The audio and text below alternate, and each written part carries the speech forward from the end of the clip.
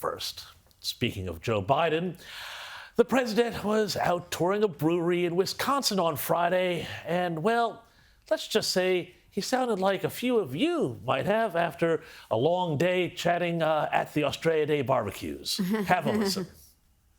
Maybe it's the beer talking, Marge, but you got a butt that won't quit. They got these big chewy pretzels here that are, oh, you guys with the beer, $5? Get out of here. Wait, no. I said President Biden, not Homer Simpson. Let's try this again. Beer brewed here, it is used to make the brew beer in this refinery. Oh, Earth Rider, thanks for the Great Lakes. I wonder why it's called. Please do go on, Mr. President.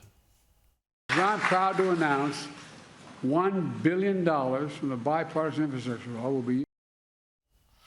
Infrastructure, he sort of got it there, but it's a pretty big word for an 80-year-old president, I suppose. Anyway, again, also in his speech, there were the usual battles with the teleprompter. My professor, well, I won't get into my professor. But look, my predecessor, though. Do you get the sense that he's just playing this up, that he thinks this is some kind of nightclub act? I mean, Shecky Biden, the laugh-a-minute demented president, come see him tonight. Oh, yeah, by the way, also, of course, in the speech, there was the usual random screaming. It cost $10 to make it. $10 to make it. $10 to make it! The sea was angry that day, my friends. And, of course, there was always a bit more of the weird whispering. And thanks to the outstanding senators, Tammy Baldwin of Wisconsin, Tammy's the one, and Amy Klobuchar and Tina Smith from the state of Minnesota.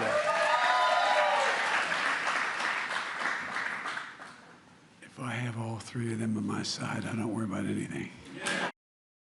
It's all the greatest hits. I tell you what, though, God, this guy's got to get some new material. Anyway, seriously, on to the crisis at the southern border and what many commentators are now calling an invasion of the United States by illegal migrants. Have a look at this footage here. What you're seeing on your screen is footage that was reportedly taken in La Jolla, California this week, Thursday. It shows what appears to be some sort of speedboat, a landing craft, beaching itself on the Southern Californian coast. Now, migrants quickly get off the boat and start making a break for it into the surrounding neighborhood, pursued by cops, but it is unclear whether any of them were actually apprehended. And this group here, you see, well, that's just a drop in the bucket, because not long after that footage came to light, Customs and Border Protection in the U.S. dropped their latest figures and revealed that a record 302,034 so-called encounters with illegal migrants along just the southern border alone happened last year, adding to the total 10 million illegals who have come to the United States since the start of the Biden administration. 10 million. Now, 19 of those seekers, by the way, looking for a new life in the land of opportunity as part of that 300,000 who came out in December, well, it turns out they were also on the terror watch list. So go figure. But if you think this is news, there's a lot more to this story that is not being reported. For one thing, the United States is rapidly hurtling towards a constitutional crisis over the legitimacy of the Biden administration's essentially open borders policies. Policies which we can only assume are designed to bring a whole new constituency of migrants, newcomers into the United States, and then eventually, in some sort of horrifying cynicism masquerading as compassion, because that's what the left always do, grant them amnesty and citizenship in the hopes of locking in their votes for the Democrats forever. Here's, though, where it gets really crazy. This week, the governor of Texas, Greg Abbott, sent a letter to the president accusing him of failing to uphold his oath of office by allowing migrants to walk in virtually unchallenged for not enforcing the law.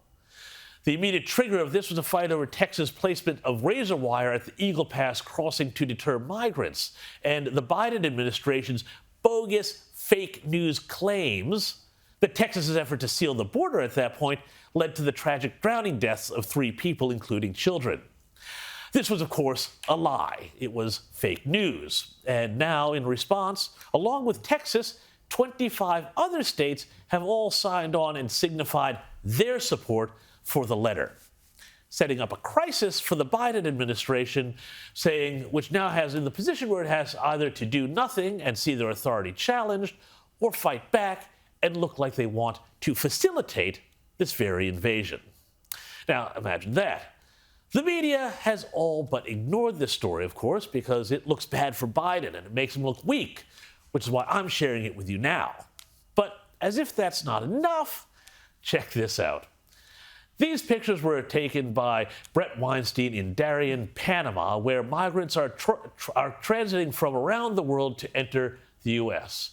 You see the logos of UN and American aid agencies and something called the Global Brigades, all working to help these migrants get up and into the U.S., as well as tent villages with signage in Chinese, which really makes you wonder what exactly is going on here.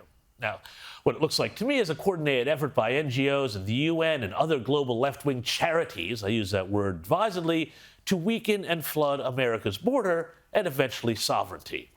So as for Joe Biden, well, his administration is trying to act like they're the good guys here. They're trying to broker a deal with Congress over the border that would allow the government to shut it down for a day if they have more than 5,000 illegal crossings. Which brings, of course, the question, why not just shut the damn thing down full stop? Enforce the law that allows you to deport illegal immigrants. Oh, and also the Biden administration wants to provide for the hiring of a whole bunch more agents and personnel. Not, it should be noted, to stop people from crossing, but to process them into the U.S. and the system more quickly. You begin to see, when you look at all of that, why the governor of Texas sent his letter, and why, when it comes to failing to protect the country, Greg Abbott is right about Joe Biden.